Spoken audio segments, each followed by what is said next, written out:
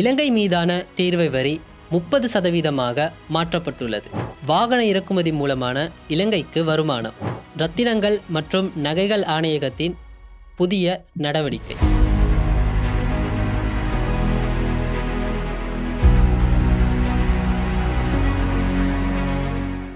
வணக்கம்.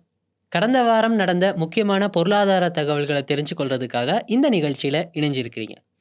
அது இலங்கையில் ஏற்படுத்தக்கூடிய தாக்கங்களை இந்த வீடியோவில் பார்க்க போகிறோம். கடந்த வாரம் பேசப்பட்ட முக்கியமான தலைப்புகளில் ஒன்று தான் அமெரிக்காவால் இலங்கை மீது விதிக்கப்பட்ட தீர்வை வரி சதவீதத்தினுடைய அதிகரிப்பு. முதல்ல அது 44% குறிப்பிடப்பட்டிருந்தது. இப்போ இலங்கை மீது விதிக்கப்படுற தீர்வை வரி புதிதாக 30% சொல்லி அறிவிக்கப்பட்டிருக்காங்க. ஏற்கனவே இலங்கையிலிருந்து அமெரிக்காவுக்கு ஏற்றுமதி செய்யப்படக்கூடிய பொருட்களுக்கு ஒரு குறிப்பிட்ட அளவு வரி அறவிடப்பட்டு கொண்டு தான் இருந்துச்சு. அதனுடைய அடிப்படையில் தான் இப்போ 30% அது அறவிடப்பட போகுதுன்னு சொல்கிறாங்க. இது இலங்கையோட பொருளாதாரத்தில் பல வழிகளில் பாதிப்பு செலுத்த போகுது. முதலாவது, இந்த 30% வரியோட அமெரிக்காவில் இலங்கை பொருட்களுடைய நுகர்வு ஓரளவு குறைய போகிறதா சொல்கிறாங்க. உலகில் பல நாடுகளுக்கும் பல வீதங்களில் இப்படி வரி விதிக்கப்பட்டிருக்கு. Laos, Cambodia, Myanmar, Thailand, Bangladesh மாதிரி பல நாடுகளுக்கு 36-39% தீர்வை வரி அறவிடப்பட்டிருக்கு. அந்த நாடுகளோட ஒப்பிடும்போது நாங்கள் ஒரு நல்ல நிலையில் இருக்கிறோமா இருந்தாலும் அமெரிக்காவில் ஏற்றுமதி பொருட்களுக்கான கேள்வி குறையும் அப்படின்னு எதிர்பார்க்கப்படுது. ஜனாதிபதி ட்ரம்ப் தன்னுடைய கடிதத்தில் இலங்கை அமெரிக்க பொருட்களுக்கு விதிச்சிருக்கிற தற்போதைய வரியின் அடிப்படையில் தான் இந்த கட்டண விகிதம் விதிக்கப்பட்டுள்ளதா குறிப்பிட்டிருக்காரு. இலங்கை விதிக்கக்கூடிய வரியில் ஏதேனும் வகையில் ஒரு மாற்றம் உருவாகுமாயிருந்தால் எங்களுடைய வரி மீண்டும் பரிசீலிக்கப்படும் அப்படின்னும் அந்த கடிதத்தில் சொல்லப்பட்டிருக்கு. தற்போது அமெரிக்காவுக்கு 2.88 பில்லியன் அமெரிக்க டாலர்கள் பெறுமதியான பொருட்கள் இலங்கை ஏற்றுமதி செஞ்சு கொண்டிருக்கு. உலகம் முழுவதும் ஏற்றுமதி மூலமாக அன்னளவா 4.7 பில்லியன் அமெரிக்க டாலர்களை நாங்கள் வருமானமாக எடுத்துக்கொள்கிறோம். அதில் 40%, அதாவது 1 பில்லியன் அமெரிக்க டாலர்களுக்கு மேலே பெறுமதியான பொருட்கள் அமெரிக்காவுக்கு ஏற்றுமதி செய்யப்படுது. குறிப்பாக ஆடைகள், ரப்பர் பொருட்கள், சில உணவுப் பொருட்கள், ரத்தினங்கள் மற்றும் நகைகள் மாதிரியான பொருட்கள் அமெரிக்காவுக்கு அதிகமாக ஏற்றுமதி செய்யப்பட்டு கொண்டிருக்கு. இதனால அமெரிக்கா விதிக்கிற இந்த 30% வரி இலங்கையினுடைய ஆடைத்துறையை பிரதானமாக பாதிக்கும் அப்படின்னு சொல்லப்படுது.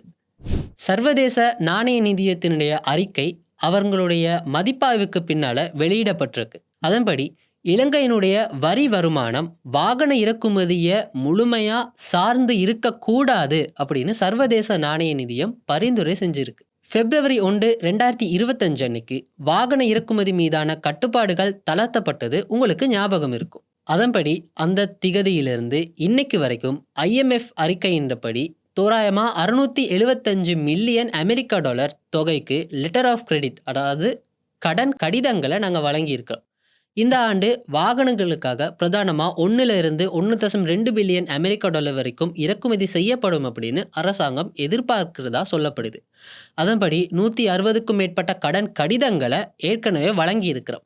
வருமானத்தை பொறுத்த வரைக்கும் மொத்த தேசிய உற்பத்தியில் ஏறத்தாழ 0.5% வாகன இறக்குமதி வரியிலிருந்து அரசாங்கம் வருமானமாக பெற்றிருக்கு. அதன்படி எங்களுடைய வருமான அதிகரிப்பில் 80% வாகன இறக்குமதியால் பெறப்பட்டிருக்கிறதா IMF சொல்லியிருக்காங்க. அதனால தான் வருமான அதிகரிப்புங்கிறது வாகன இறக்குமதியில் மட்டும் தங்கி இருக்கக்கூடாதுன்னு சர்வதேச நாணய நிதியம் பரிந்துரை செஞ்சிருக்கு. இலங்கையினுடைய வருமானத்தை பொறுத்த வரைக்கும் தேசிய ரத்தினம் மற்றும் நகை ஆணையம் புதுசாக ஒரு நடவடிக்கையை மேற்கொண்டிருக்கிறாங்க.